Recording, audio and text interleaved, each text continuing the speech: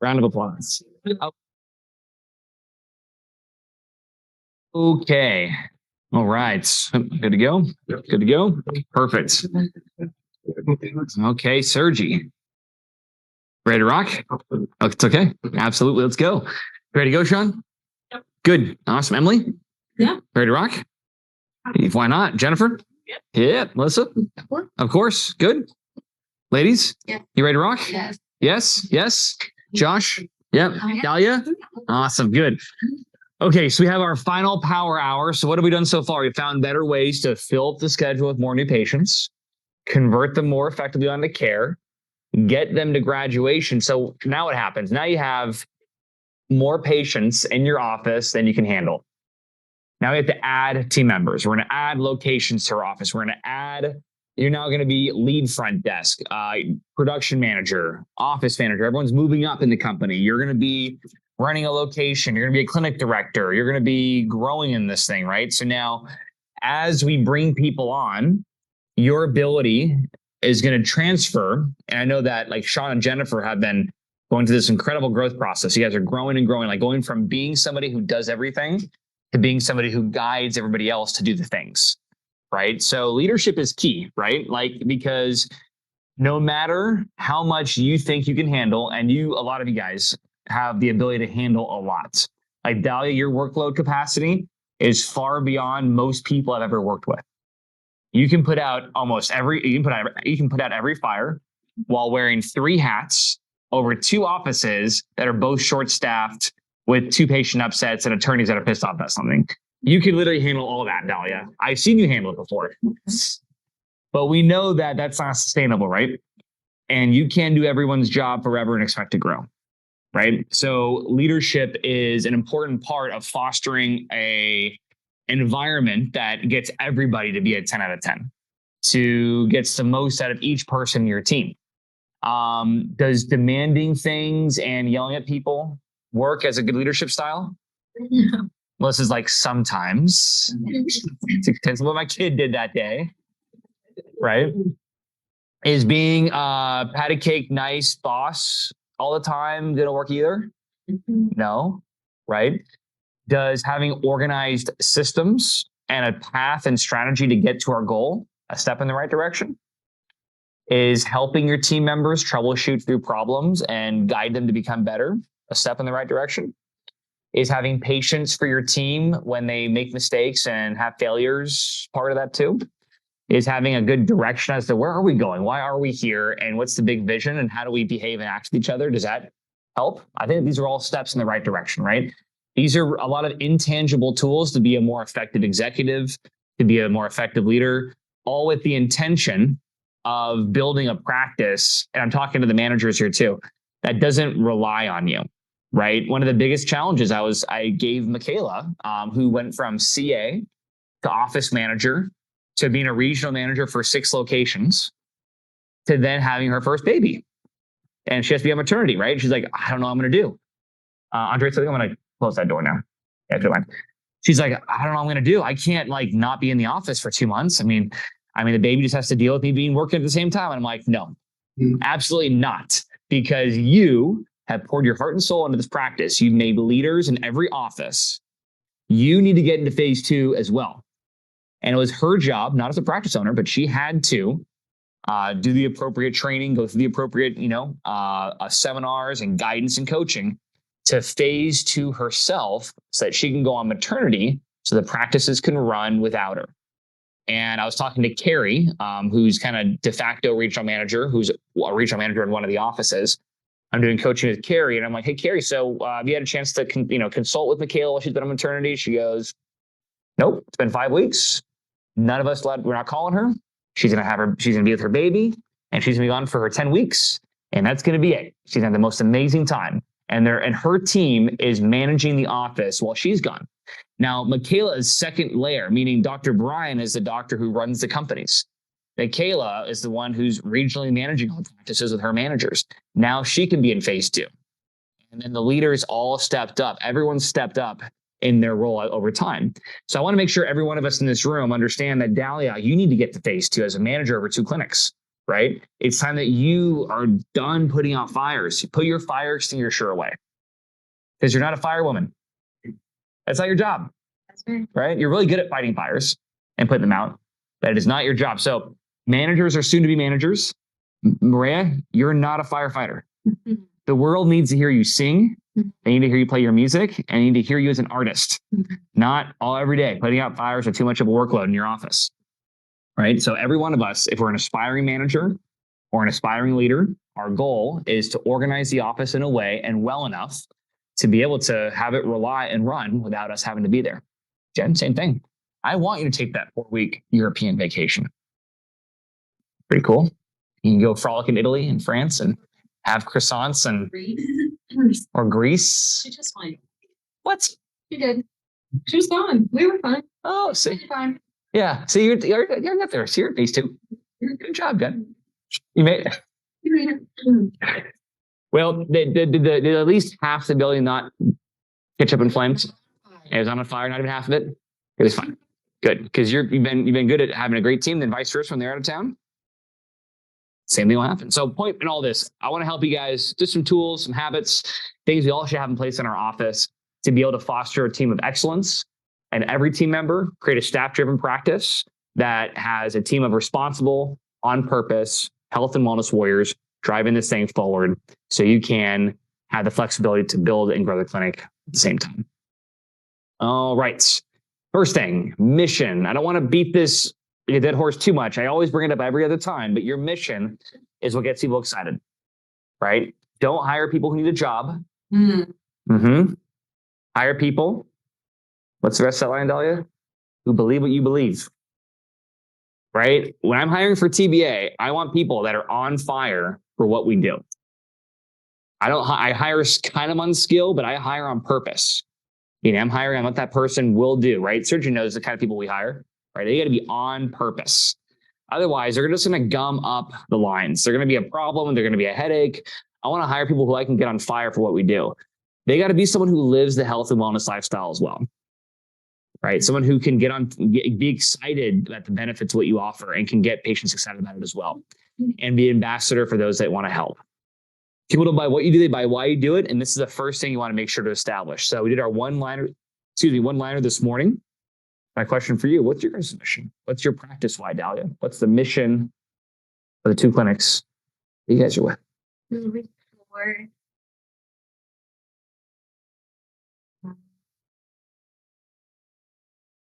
What? They had this memorized. With her right there.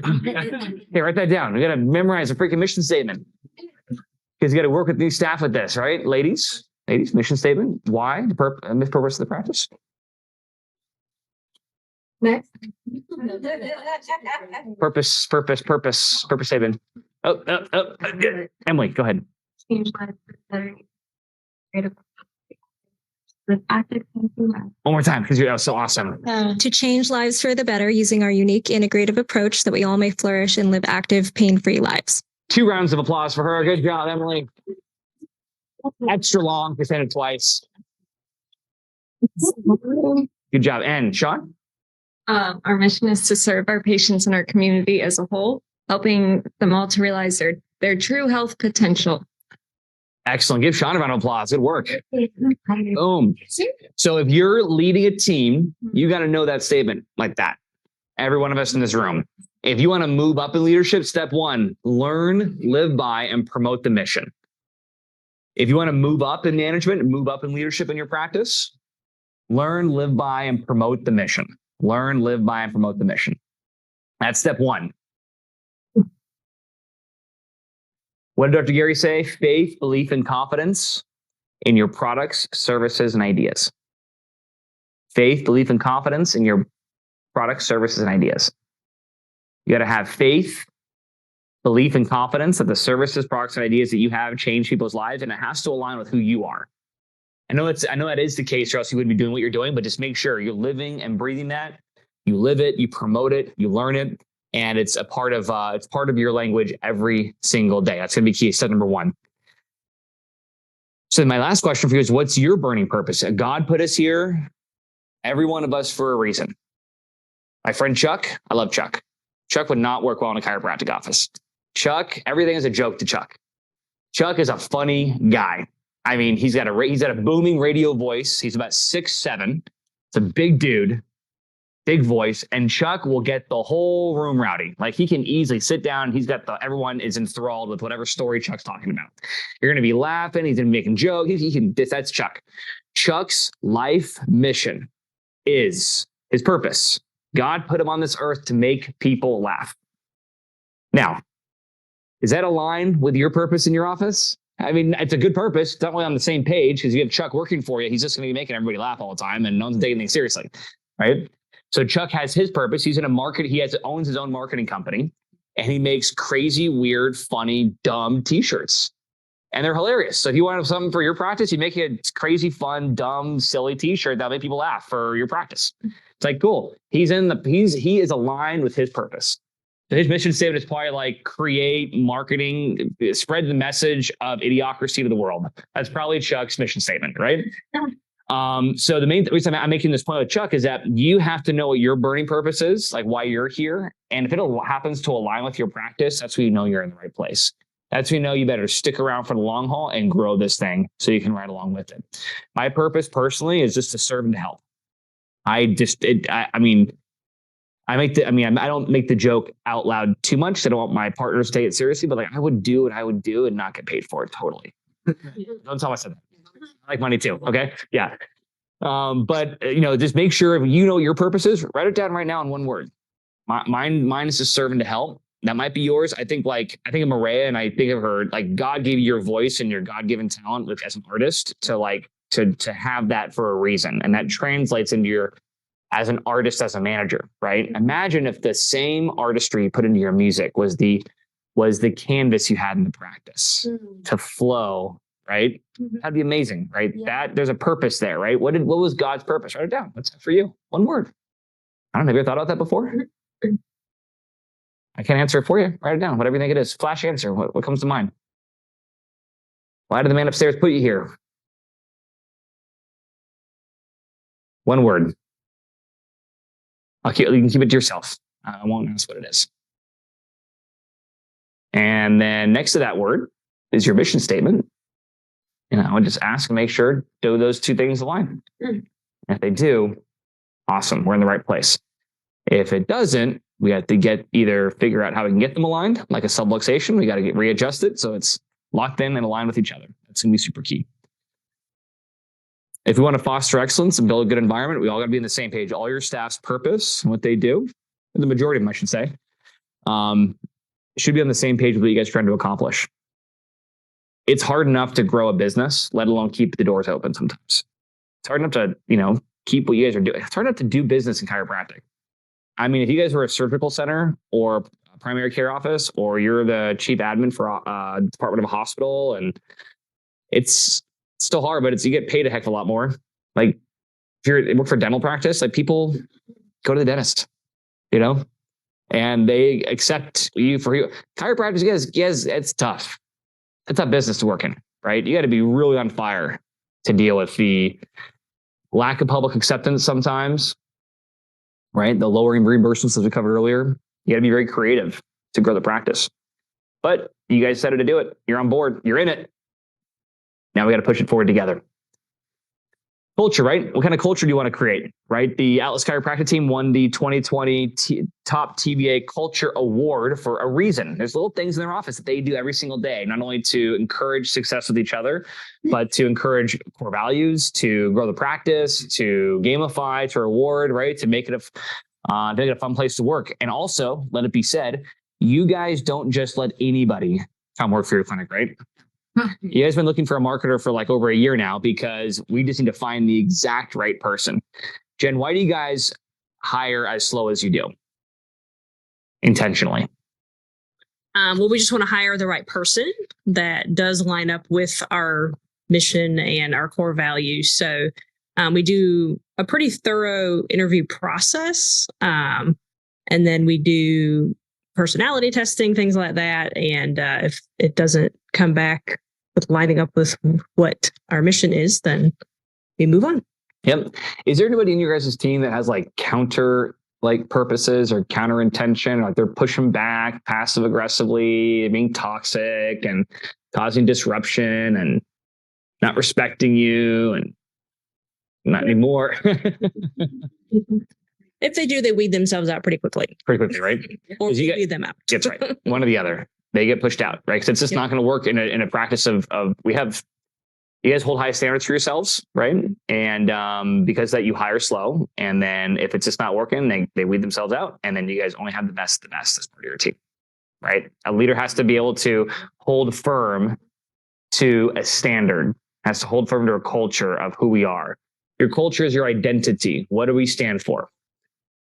What level of excellence are we going to have in this practice? Now, Dr. Chris, how do you uphold a standard, right? Like if you're like, this is who we are and these are our boundaries, like how do you keep control of that without it just completely, the team grows and it goes in all different directions and it's just a big mess of personalities and behaviors and issues. How do you like hold firm on what the culture is? What is the identity of this team? Number one is be an example of how you're supposed to live. To be an example. Yeah, that's good. Number one. Oh, thank you. Made your own like a mic handheld there for a second. I would have kept that going. Yeah. So that was be an example Yeah. of Yeah. the lifestyle we should live, and then more recently, figuring out where I need to delegate to the right places so that my brain doesn't create the chaos that Mhm. everybody does not to read my mind. So, Good point.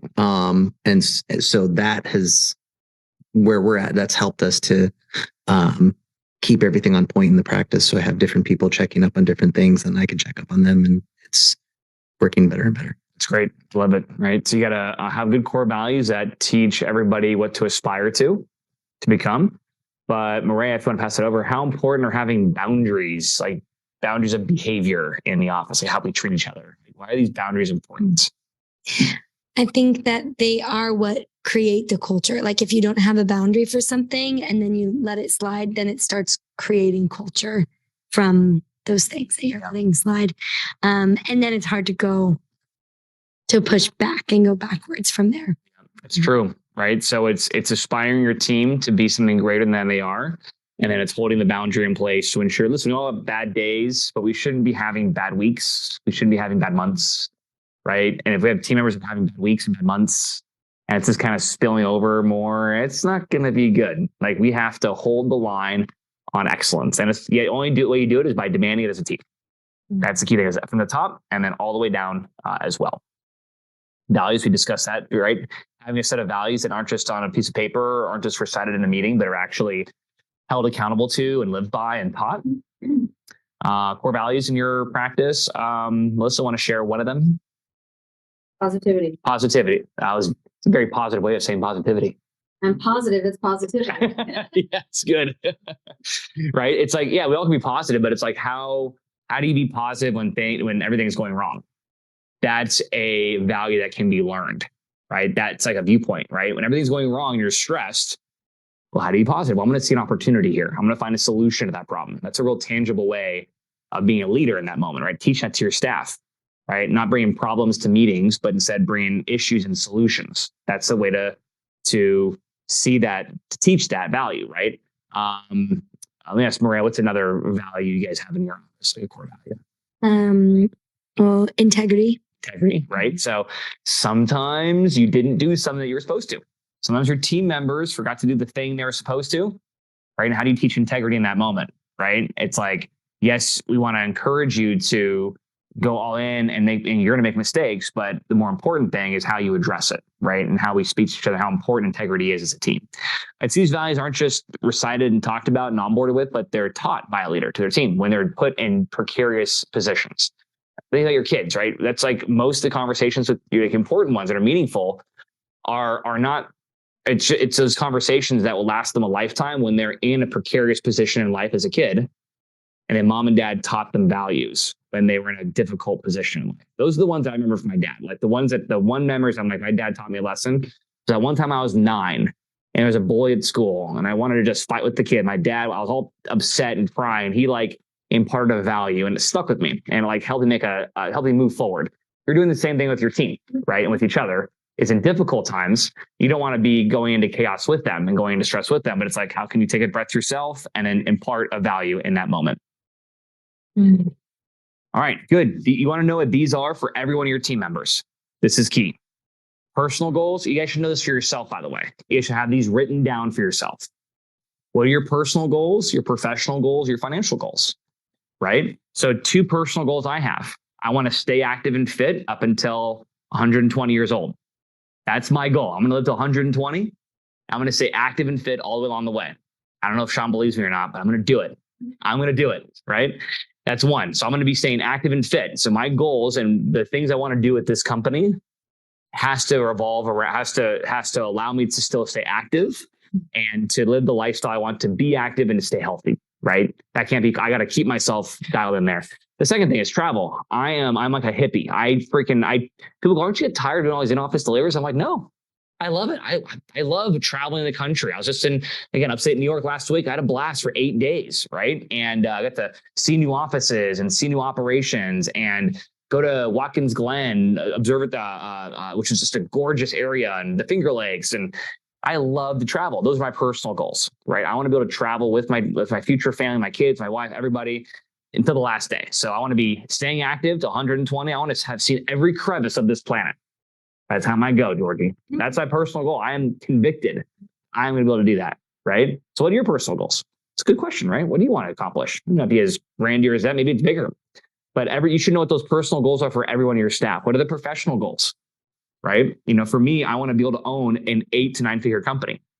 I want to be able to have a large investment portfolio. Did I have that goal 10 years ago? No. Right. I'm going to keep growing towards I want to be able to build. What's your professional goal? Do you want to be running your multiple clinics? Do you want to be partner in the clinics? I had like 4 layers of management between me and the previous owners of the Business Academy when I first started working here. I told myself, I'm going to have a piece of this pie one day. I don't know how it's going to happen, when it's going to happen. It's going to happen. And it happened. But I worked my ass off because I had that professional goal written out, right? So Dahlia, professional goals, like what new skills do you want to learn?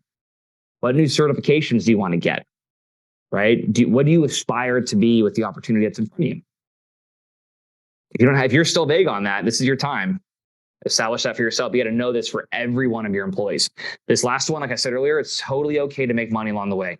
Just so you know, you can serve lots of people. Dr. Gary said he has had CAs and case managers grow to run his practice now. They earn over $100,000 to $120,000 a year, and one of them is buying his practice, for Christ's sake. Right? Because she did the executive courses at the Business Academy. She came to seminars. She learned new skills. She got new leadership certifications. She took on new challenges. She said yes to opportunity, and she figured it out later, right? She helped grow the practice in the meantime. Dr. Gary did not always have a $3 million a year practice, right? But she helped him build it as an employee for his company, and he rewarded her with opportunity. Many of you guys are with practice owners and practices that have owners that are growing and expanding the clinic. They want to go to a 3rd location, as you mentioned, or a 4th or 5th location. They want to get to phase 2. I'm going to go into that here in a second. So your financial goals need to be more than I wouldn't mind making a couple more dollars an hour. You got to think big. Like, what are your big financial goals? And you can totally have that if the work is done to get there and you become the person that can create that. So personal, professional, financial goals, we call these PPS. So when you're leading a team, you know what the PPS, Dahlia, for all your employees are. And you need to know them at the back of your hand. Like, you need to know them documented, written down, and they're updated every year or every 6 months. Georgie, same thing for yourself and your team as well. All right. So in order to create this, we have to build a team. And there's 3 key components to building a team that will work. I know the Atlas team knows this already, but number 1 is performance. You have to know the numbers. Every team member needs to have a valuable final product and a key performance indicator or statistic for their role in the office with goals set how often, Jennifer? Yeah, no problem. How often do you set goals with each of your team members, each department?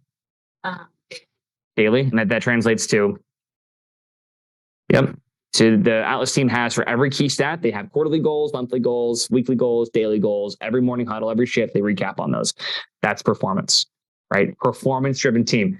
Here's something you can add into your interview process. If you're doing interviews in your practice, if you're the one doing the interviewing, I want you to add this line to the interview process. So Chris, this is looking great. Just so you know, here at ABC Medical, we are a performance-driven team. So the position you're taking is a performance-driven position. And that'll either tell a person, like they'll either go, yep, I get what that means. You guys expect results. There's numbers that are going to be accounted for. Totally got it. Or we're going to go, oh, what does that mean? Right? You're going to go, oh, well, it just means that the role you're taking on is very much performance-driven with outcomes and patients and or related to key performance indicators for your role. This job isn't easy. It requires a lot out of you. And I have every team member here, but we're a top of the notch, 5-star team, and you'll be getting proper training and onboarding for your role. But we are a performance-driven team, and we strive towards exceeding goals every single week. That's part of the interview process. You set the stage in the very beginning. So I'm going to make sure we have it down. Here at Name Your Practice, we are a performance-driven team. All right. So think of that line in your head. We're going to repeat it as a team. So here at Say Your Practice Name, we are a performance-driven team. I'll say it 2 more times. Here at Your Practice, we are a performance-driven team. Here at Atlas Chiropractic, we are a performance-driven team. All right. So insert your own practice in that line. We're going to say it on the count of 3. 1, 2, 3. Here at the Business Academy, we are a performance-driven team. Good job, guys. So say that in the interview process and repeat that along the way. So everyone knows there's key performance indicators, goals, targets, valuable final products along the way to be accomplished to help the practice grow. And you can gamify it. You can gamify in all different kinds of ways: rewards and bonuses and compensation, acknowledgments and fun and recognition, daily, weekly, monthly, quarterly. And we can gamify it in fun ways. Just give us a silly, fun way you guys gamify it in the office at Atlas. We have a star board, so we try to get the most stars, and Okay. whoever has them. Starboard. Whoever has the most stars wins the biggest prize. So Nice. it depends. So it goes off of however many stars. It's a monetary value. So like $30 worth of gas money or something. Well, and they're fun. It's silly. And you get stars for doing routine things, keeping good habits in place, hitting goal, and it's like a whole little ritual you guys have. It's fun. It's great. Is it really the $30 or the $10 sometimes? No, it's no. We're fighting against each other. We're competing. I love it. That's awesome. So you got to get really good, right? If you want to be a leader and successful, you got to get good at driving performance with your team, getting results. So if Doc says, hey, we got to make $100,000 this month in revenue, you got to drive the new patients, the starts, right? The visits, the production, the collections to get that done through your team based on good training, good accountability, being there for them, being confident in those roles at the same time. That's numero uno. Number 2 is efficiency. And you can't just push. You got to be good at putting in systems, right? So one of the most important things you've done, it's like fine tuning the org board, getting in daily huddles, weekly staff meetings, having standard operating procedures. Like tomorrow, we're going to be going into hats all day. How do we create hats? So every one of our team members has different opportunities to know what their role is and what it consists of. That's all about creating efficiency and developing the system. So part of this means that the skill set you have as a leader, you got to be like a little engineer.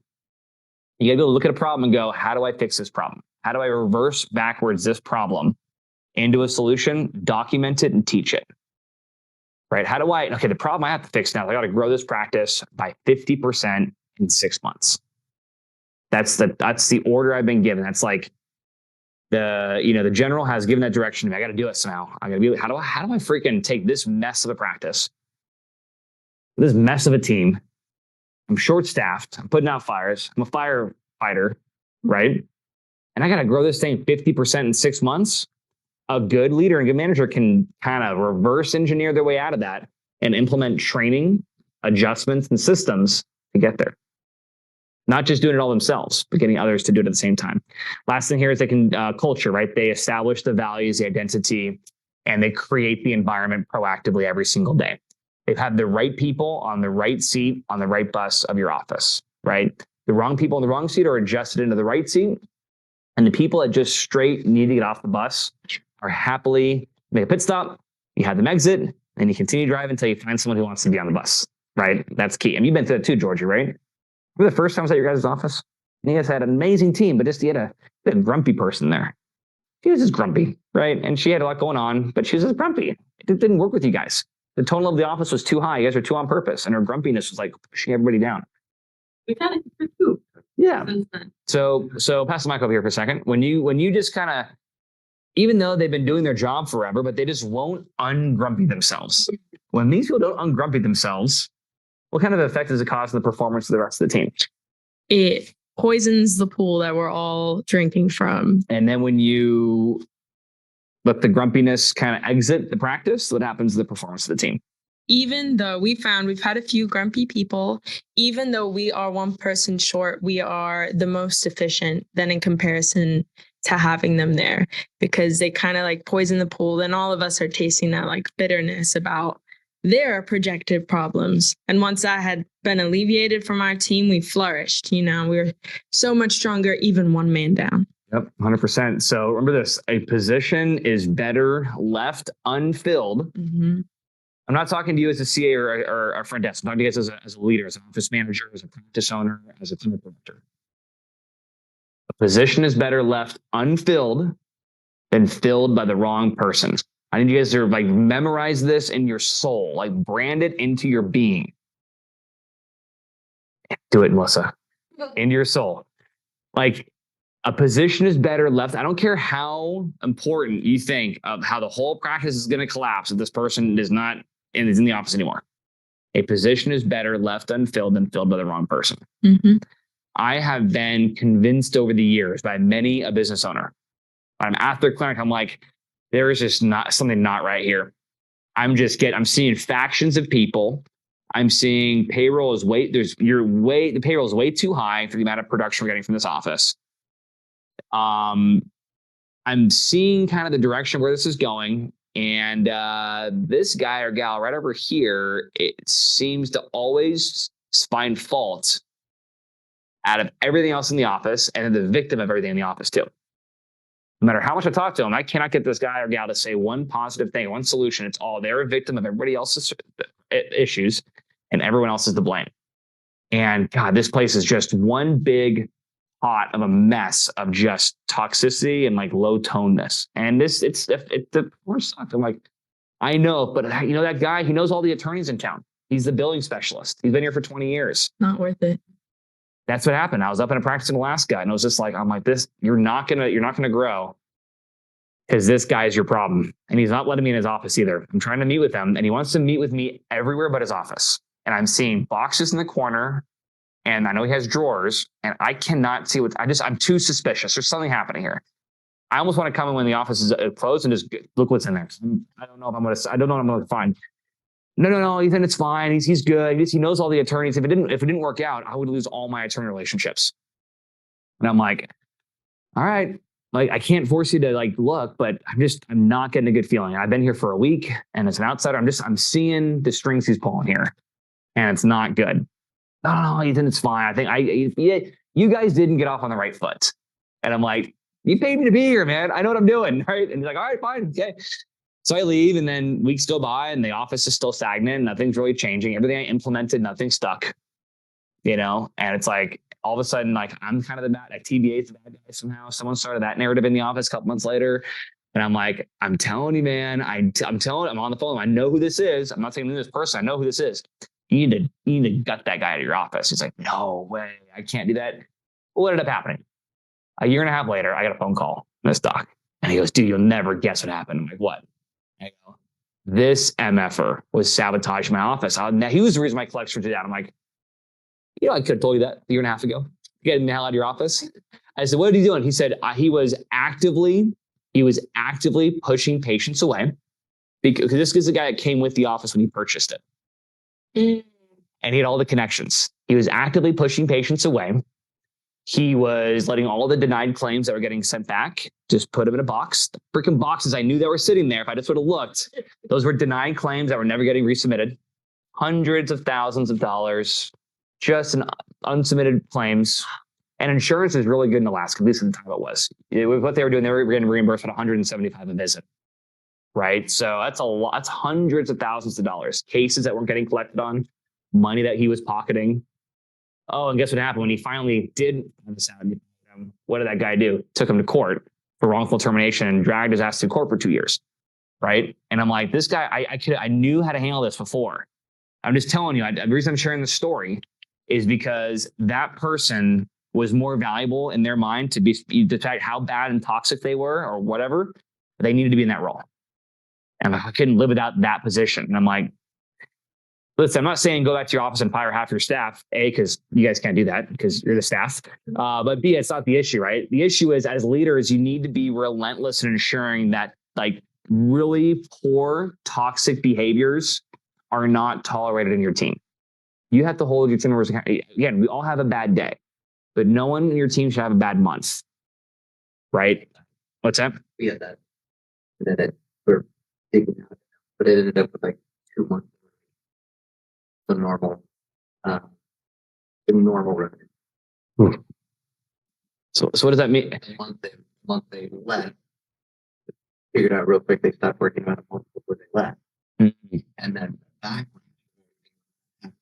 everything's got a lag effect on it. They take weeks. So March and May is Oh, with that. Because it's rough. I get it.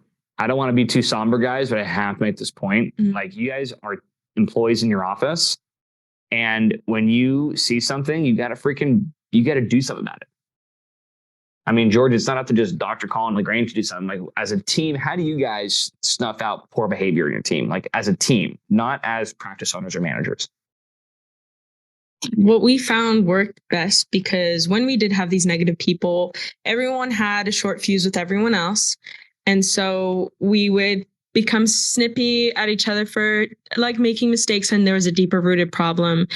And we had problems where there's disrespect in the managerial thing. So when we got that person out, we reframed our like hierarchy of complaints and that type of stuff. So us like just, I don't want to say regular staff, but staff below like our manager, we have our issues, we talk to her, and then she goes and deals with them. And Dr.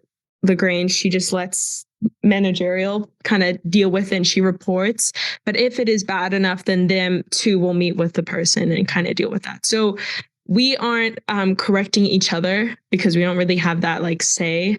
But yeah, that's kind of what we do. So you have a system for it. Yeah. That's great. I love it. We were bottling it up and then taking it out on each other instead of actually communicating. Got it. Yeah. And we had a huge 3-4 hour meeting when we kind of got rid of this person to kind of like almost all work through the backlash of kind of bottling it up for months. And we're still kind of, I want to say like culture between each other, recovering from what we didn't really realize at the time was tearing us all apart. Ouch. Yeah. Wow. Big. So I know we've all been through that. I know Dally's been through that a few times. You guys have gone through a few of those over the years. So the good news is what happens, Sean, when you actually find a freaking awesome person that is more than just an employee, but they're the exact opposite of what we're describing. Like, what does that turn into? More productivity, just better culture. Everyone's happier. So it is possible, right? To find like diamonds in the rough like you guys. You guys exist in you guys exist in the marketplace, right? Like you guys exist as employees in the marketplace that can get a job. Mm-hmm. Awesome, willing, uptone, excited. See, Maria, there's tons of them out there. Yes. There's lots of Emily's. Yeah. Emily's a one of a kind, but there's lots of other Emily's too, right? And lots of Maria's out there too, right? You guys have to look for them. Sometimes you can be drowning so much that you don't think it's like, this is how it's going to be. It's like there's lots of rock stars in every one of you guys' offices. And now it's because you guys are all here. So cultivate that as a leader and make sure you have the right people in the right seat on the right bus. I'm going to hit that point over and over again. Practice owners, managers, and team members. Super key if we want to grow and expand. All right, so here's your job. If you want to grow and get to a 6-figure income running a clinic, here's all you got to do.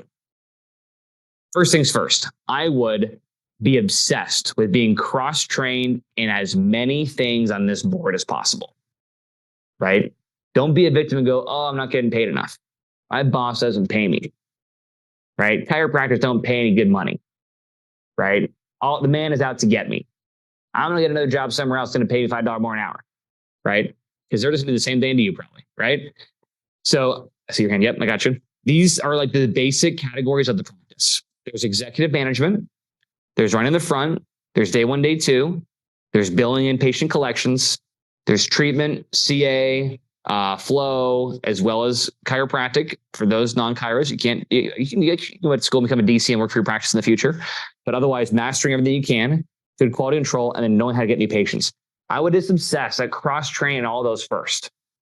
Because if you can cross-train and be the best of the best at running the front, doing day ones and day twos, get new patients, BCA, run therapies and run flow, learn billing. If you can just learn all that, guys, no one's stopping you from learning that. There's like 3 of those categories have full certifications you can do on your own time or as part of your time with the business academy. And here's what you do. You cross-train all those. Then you start, whatever your doctor is in, your manager is in right now, you push them up and out. You're going, you know what? Hey, I got this. I can handle this. I handle day ones and day twos. I'm going to watch me close people. I can handle the schedule. Watch me keep people compliant through their care programs. I can handle flow. Watch me get people through their therapies. I can go do those events. The number one lesson I learned starting at this company, making about $15 an hour, 11 years ago, I said, you know what I'm going to do? I'm going to get obsessed about learning every freaking thing about a chiropractic office. I'm going to get obsessed with how this whole company works. I'm just going to get super freaking curious. So I'm talking to all the staff in this room. Get curious. Cross-train. I have hundreds of hours of content you can soak into the Business Academy podcast, website, courses, YouTube channel, Instagram, TikTok. I mean, there's more than you can learn than you can imagine. It'll take you years to get through everything. Soak it all in, right? Get obsessed with that. Learn how every nook and cranny of your practice works. Learn everything about leadership, how to lead people. I'm telling you, you're going to bump all these managers up the organization. And you're going to take over bigger parts of it. So all Dr. Gary did is he gave his team tools. He said, I'm going to give you tools. Whoever wants them, I'm going to see who takes them. And if you guys can replace me and me wearing all these hats, like right now you got multiple hats you're wearing, Maria got multiple hats you're wearing, Emily's going to start taking some of those hats from you. Be like, you know what? Hey, Maria, girl, you look tired. I'm going to take that. I'm going to take that. Don't worry. I got this. I'm going to handle this.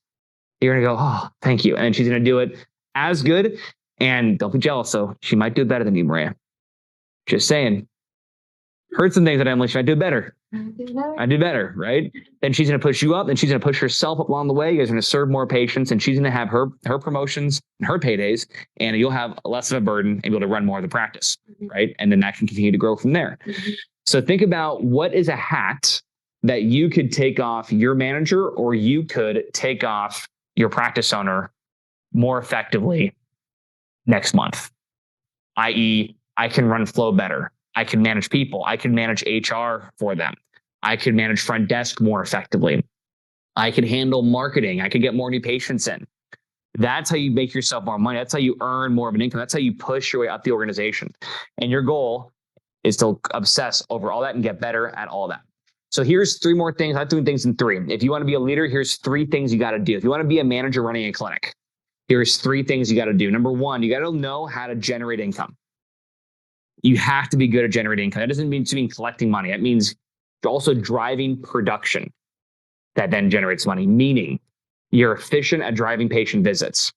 If you have multiple services in your office, you're really good at getting as many patients on all prescribed services as consistently as possible, driving production. I know how to get new patients in the door. That will then translate into cash flow. I know how to convert people on day 2. That'll translate into cash flow. Right? All these things. Number 1, if you want to be a really effective leader and like get paid for it, you got to know how to generate income for a business. A business owner, of course, has to know how to generate income for a business, or else, Dr. Chris, you don't have a business, right? That's right. So if you want to be in that role, number 1, get really dang good at that. That means mastering all these things and learning how to hit goal on a ton of these points, right? Number 2, learn how to reduce waste in the office. How do I reduce financial waste? How do I reduce time waste and inefficiencies? Right? Could we be doing that more efficient at the front? If I change the schedule blocks, could flow be more efficient between therapies? If we did these blocks with new patients, would we be more efficient on the schedule? Right? If these 2 people weren't trying to bite each other's heads off on my team, would we be a little more efficient as a company? So find areas of dead, wasted inefficiencies and get really good at fixing them. Small things, right? That's number 2. And number 3, help a team to create production. So if you can do those things and you can be really good at getting your team members to hit goal, You can inspire them with training and guidance and troubleshooting and onboarding. How do I get my team to hit this goal? I'm telling you, those three things, you'll be a kick-ass leader and manager. Now, there's a lot that goes into those three things, but those are three things. If you can master, I'm telling you, you can run any clinic, any size, and you'll have a team that's following you, and you'll get compensated for your benefits there as well. All right. So again, key things. You should know what your valuable final product is for your team. What are your performance stats? What are your weekly and monthly goals? We covered some of these earlier. How much production do you drive the practice? What are the targets and projections of the practice? Right. So I know Sean and Jennifer, for example, you guys could probably just pull up your laptop and give me all the answers to all those questions in about 30 seconds. Because between you two, your team, and your practice owners, you guys are very diligent in knowing what are our outcomes, what are our stats, what are our numbers, what are our goals, where are we going, where are we at, how much we have to catch up, what are we doing to get there, right? That's going to be the mentality of a leader, right? If you're fostering excellence, you got to be able to drive these numbers. Doctors, you got to get more than just treating patients. You got to actually work with the business. Good business owner knows the numbers. These are key. All right, so last point here before we finish up, guys. I know we covered a lot of information. I know the Florida humidity is hitting us as we're getting closer to 5 o'clock, but last thing, guys, what do you want to have? Personal, professional, financial goals. Do you want to be a leader of a practice? Do you want to be a leader of multiple locations? Do you want to be the best closer in the game? Do you want to be earning, again, 100 to 140,000 a year, right? Excellent. That's a good havingness goal. That's the back end goal right here, have. So what do we do to get that havingness, that goal? We have to work it backwards, right? So, Doc, what do we got to do, right? What do we got to do to get there? What do we got to do? We got to do X amount of production. I got to do the following roles and responsibilities each and every week. I got to have 3 clinics. I got to have 11 team members. I got to have 2 doctors. I got to have 30 new patients a week. We got to have 400 visits a week. We got to have 3 service centers that are all cash to go along with our main insurance-based program. We need to have 4 legs of marketing, right? So what does that equal? If you're going to be earning that much with that many practices and that much production, what do you have to do in order to accomplish that? And here's the key thing. B, who do you have to become? You got to become a marketing ninja. That's why I said, who's a marketer? Everyone raises their hand. You got to become a master closer. You got to know day 1, day 2 at the back of your hand, right? Again, this is only if you want to graduate out of the role you're in right now and move into something bigger. You got to learn how to close people on day 1, day 2 on cash services. You got to be a front desk rock star. You got to be a CA flow master. You got to be an effective leader. These are all the beingness. This is who you got to be to do the things necessary to have that goal. The world will not give it to you. If you are willing to do the things that others won't, you can have the things that others don't. Oh, my round of applause. That was good. That was a good little one there, right? Right. So if you want the things that others don't, you got to do the things others won't. So point being, the doingness there, if you are willing to do the things that no one else is willing to do, like I learned a long time ago at TBI, I'm like, good, what are the things that no one else wants to do here that's going to service our clients the best and make us the most money? I was always asked that question over and over and over again. So I'm going to get dinner with a client. The money I don't have, I'm going to pay for that dinner to go above and beyond for that client. I'm going to stick around. Well, everyone else went home, but the client's still here. I'm going to stay with them for an extra hour, right? A consultant gave me an opportunity that he moved on to a different profession. He said, Ethan, you know what? I know you're a year and a half in, but you know what? I did the in-office deliveries. I'm going to take you on one. Do you want to do that? Do you want to do those? And I'm like, I don't think I'm ready. And he's like, dude, you're ready. Trust me. And I'm like, I'm a year and a half into this thing, man. He's like, trust me. You're just going to follow my lead. I'll take you to 2 in-office deliveries. We'll start off with 1 and do 2 of them, 2 7-day on-sites. You'll learn my system. And I'm like, cool. 2 turned into 1, turned into 2 days.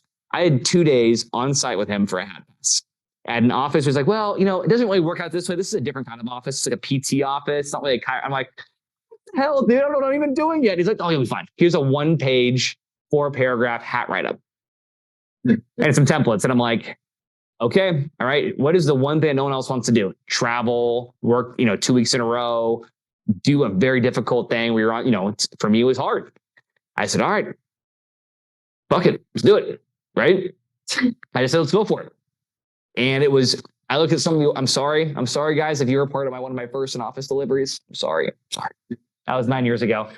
Some of those org boards I made, Dr. Chris, were pretty gnarly back in the day, man. I don't know what the hell I was doing. But it was pretty good. But it actually made a difference, you know? It was good. Now 140 in-office deliveries later, 9 years, right? I just kept saying yes to things that no one else wanted to do that would be the best for the client and make the most revenue for the company. I want you guys, what is the best for the patient, the best for the business, how to make the most money and serve the patient at the highest level? If you can keep answering that question for yourself, I'm telling you, opportunities will be put in front of you. You'll learn new skills, trial by fire. You'll get better. You'll make a ton of mistakes, have a lot of failure. You'll be embarrassed along the way. I mean, man, the one time someone asked me a billing question, I was at an office and I'm like, shit, I'm not here for billing. I have no idea what you're talking about. And they're like, I paid you to be here for 7 days. And you don't even know what I'm talking about? I'm like, no, I'm sorry, but I'm going to learn. I'm here for this other thing, but I'm going to learn that too, right? And you got to be willing to be humiliated sometimes at an event, scheduling a new patient. You got to be willing for someone to go, you guys are a crook for trying to charge me for my visits. And you go, okay. You got to just be willing to be embarrassed and humiliated just to go through the process of failure. I mean, Jen, how often have you just been in that? You're just like, I just need to crawl into a shell right now and just not be here, but you were still there and you persisted through all the time. I mean, you've been at conferences in the past where I could tell it's kind of like, oh God, this is kind of weird. I don't know what I'm doing here, right? And it's like, but Jennifer shows up. She shows up and she learns. And I'm proud of you and I'm proud of Sean. I'm proud of all of you guys, what you guys have done. I'm proud of Maria, right? Like you could have quit this game months ago over and over again, but you didn't. You're like persisting through to solve this problem. Guys, the last thing I'll say is if you want to be a leader, make that money, you got to and do and serve your patients. You must keep showing up. You got to keep showing up for your success. You got to keep showing up for your personal development. You got to keep showing up for the goals that you have. Just don't give up on it. Because eventually, I mean, I'll toss all the docs in the room. If you want to be successful in business, you just got to, it's like persistence. It's how much can you persist through this? How much can you persist through the crap sometimes and get to the other side? And it's what all the guys next door, they're doing multiple practices with amazing managers running their clinics. They'll tell you the same thing. You just persist through and tell. Persist through and tell. And with that being said, you teach that to your team. You have your be, do, have lined up. You have your professional, personal, and financial goals in place. You put these tools in place. You utilize all the TBA resources. I mean, who knows that we just launched another 60 video series on the website last week. Also launched on YouTube, 68 videos called Practice Made Easy with tips and tools, all 5 minutes or less on how to be a better leader, how to drive more new patients, how to little thing that was just launched, right? Podcast episode 12 just dropped today, I think, right? Like these are all here. Soak it all in, guys. Be obsessed. I'm telling you, if you show up for your own personal growth, everything else will roll from there. So if you guys are up for it, it's your time to grow and expand and to do well and to do big things. I think you guys can use this network in this room, use the network in the Business Academy, guys, to learn from each other. There's a lot of amazing people in this room and to learn from the doctors that are here as well. With that being said, I hope it was valuable today, guys. Give yourselves a round of applause for a big day. Good job, guys. Well done. Awesome. So I want you guys to soak all this in, share it with your docs as well, and share your insights. I look forward to seeing you guys for a Laptops Open day tomorrow. Tomorrow, I'm going to be doing a lot less talking. We're doing a lot more typing. We're building hats. So make sure you have your laptops with you, ready to go for tomorrow's session. Can't wait to see you guys first thing in the morning, 8:45, doors open. Our session starts at 9 o'clock. Eyes, and have a great night. Thanks, guys. Awesome work.